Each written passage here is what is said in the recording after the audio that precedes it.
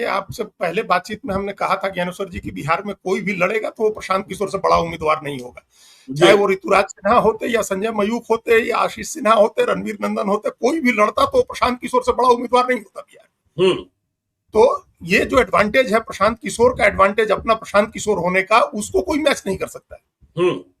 वो जिस दिन लड़ने आए उस दिन नंबर 1 उम्मीदवार है। वो सबसे महत्वपूर्ण व्यक्ति और सबसे मजबूत, सबसे बड़े उम्मीदवार है। चुनाव नतीजा जी। कुछ भी हो सकता है, हम लोग उसकी अभी बात नहीं कर रहे हैं। तो उनके साथ कम से कम मैच करने वाला एक उम्मीदवार ले आते, जो आपने नहीं दिया। दूसरा उम्मीदवार ले आते। हमने कल नीरज सिन्हा को बोलते सुना ज्ञानेश्वर जी, और आज हमने नरोत्तम मिश्रा के काटिकट काट करके बीजेपी ने जिन आशुतोष तिवारी को उतारा है उनको भी बोलते सुना है। आप आशुतोष तिवारी को सुनिए, आपको लगेगा कि एक व्यक्ति नेता कैसा होता है उस तरह से। हम ये नहीं करें कि नरोत्तम मिश्रा के रिप्लेसमेंट हो सकते हैं, लेकिन उनका बातचीत करने का लहजा, उनका तरीका, उनका बॉडी लैंग्वेज ये था कि वो एक नेता की तरह बात कर रहे थे, एक पढ़े लिखे सुलझे हुए व्यक्ति की तरह बात कर रहे थे। भाषा स्पष्ट थी, बातें स्पष्ट थी। नीरज सिन्हा तो मीडिया के सामने लाइव सिटी से ही बात कर रहे थे और वाक्य पूरा नहीं कर पा रहे थे। वो क्या कहना चाह रहे थे नहीं कह पा रहे थे, कई जगह हमने देखा। तो ये आपने जो कैंडिडेट चुना, क्या क्वालिटी देख करके चुना आप?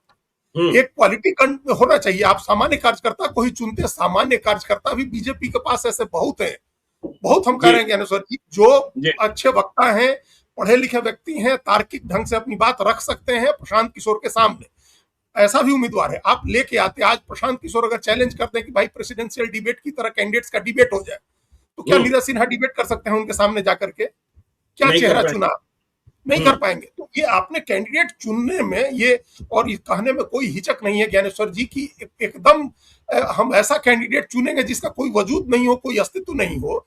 ये अब नितिन नवीन भाजपा के राष्ट्रीय अध्यक्ष, वो अब थ्रेटन फील नहीं कर सकता किसी भी व्यक्ति से। अब इतने बड़े बिल्कुल बिल्कुल। तो कोई बड़ा व्यक्ति उतारते, उसके पीछे अपनी ताकत लगाते, वो चुनाव जीत करके आता।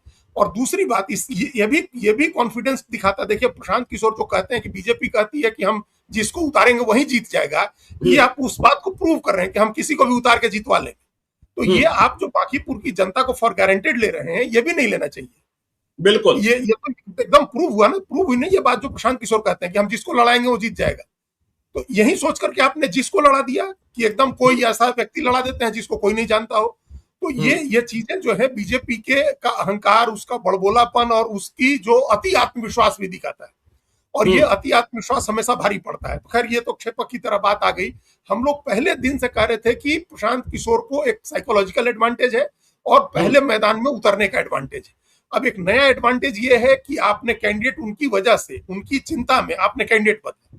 ये भी एक एडवांटेज है। और जब एक कैंडिडेट अनाउंस करने के बाद आप कैंडिडेट वापस लेते हैं, बदलते हैं, तो आप याद करिए कि प्रशांत किशोर की तरारी में क्या हालत हो गई जब उन्होंने लेफ्टिनेंट जनरल एस के सिन्हा का नाम जब उनका कैंडिडेट बदला था।